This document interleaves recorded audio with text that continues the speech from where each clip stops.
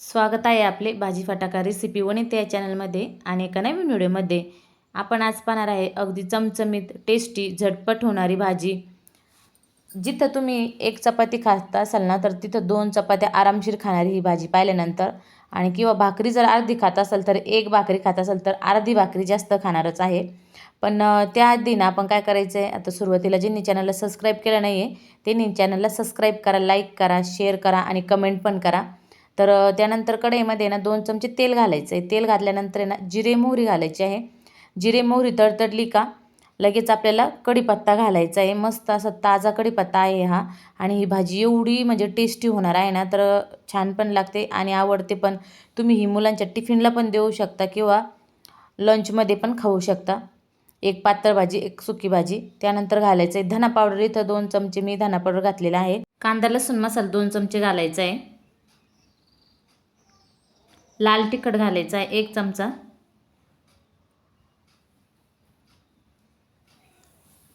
आणि चांगलं परतून घ्यायचं आहे।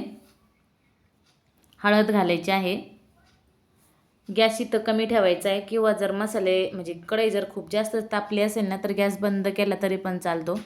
गॅस बंद करून मग थोड्या वेळाने चालू करायचा आहे, कारण कढई स्टीलची असते त्यामुळे स्टीलची कढईमध्ये ना करपण्याची शक्यता जास्त असते मसाले, त्यामुळे ना गॅस बंद करूनच मसाले परतून घ्यायचे। आता आपण जी भाजी करणार आहे ना, गवारीची शेंगा करणार आहे, तर त्या शेंगा आता मसाला परतल्यानंतर टाकून घ्यायच्या आहे मसाल्यामध्ये।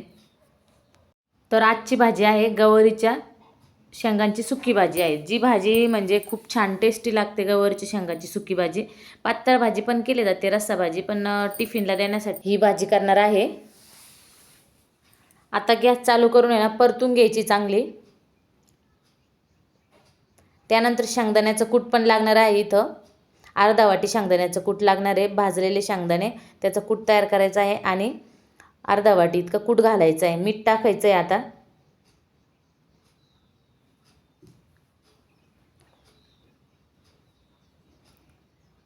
मीठ टाकल्यानंतर ना 2 ते 3 मिनिटं झाकण ठेवून चांगले परतून घ्यायचे आहे शेंगा मसाल्यामध्ये।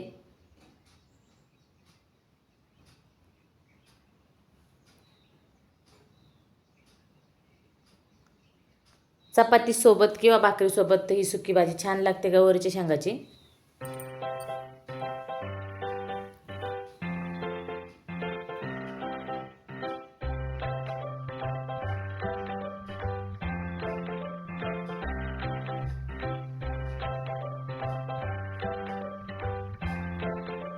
आता पहा इथं मीठ टाकून घ्यायचं आहे।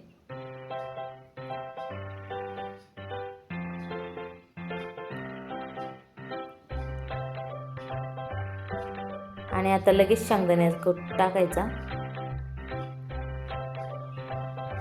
किंवा शेंगदाण्याचं कूट नंतर घातलं तरी पण चालतो। आपण सुरुवातीला काय करायचं, मसाल्यामध्ये ना पाणी टाकून ना शिजवून घेऊ शकतो।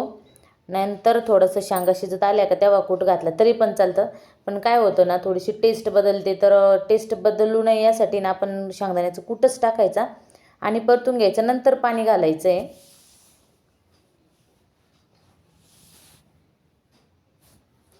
साधारण 1.5 ग्लास पाणी घातलं।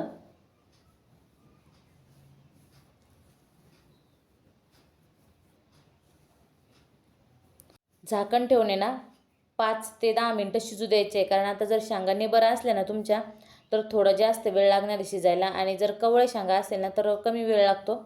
तर ह्या थोड्याशा मीडियम होत्या, जास्त निबर पण नव्हत्या आणि कवळे पण नव्हत्या, त्यामुळं मला 5 ते 7 मिनिटं तरी लागलेली आहे शिजण्यासाठी। तर 5 ते 7 मिनिटानंतर ना मस्त शेंगा आपल्या शिजलेल्या आहे आणि छान अशी लपथप तर नाही पण सुकीच केलेली भाजी गवारीची शेंगाची भाजी तर तयार झालेली आहे आणि अगदी टेस्टी लागते, चटपटीत लागते ही भाजी। बाजरीच्या भाकरीसोबत किंवा चपातीसोबत कशासोबतही तुम्ही खाऊ शकता। अप्रतिम चवीची भाजी लागते ही गवारीची शेंगा म्हणजे। तर व्हिडिओ आवडल्यास लाईक करा, चॅनलला सबस्क्राईब केलं नसेल तर चॅनलला सबस्क्राईब पण करा आणि आता आहे ना कमेंट शेजारी ना हाईपचं जे ऑप्शन येतं ना त्याला पण हाईप करा, कमेंट पण करा कशा वाटल्या गवारीची शेंगा। तर चला भेटूया पुढच्या व्हिडिओमध्ये, तोपर्यंत व्हिडिओ पाहिल्याबद्दल सर्वांचे धन्यवाद।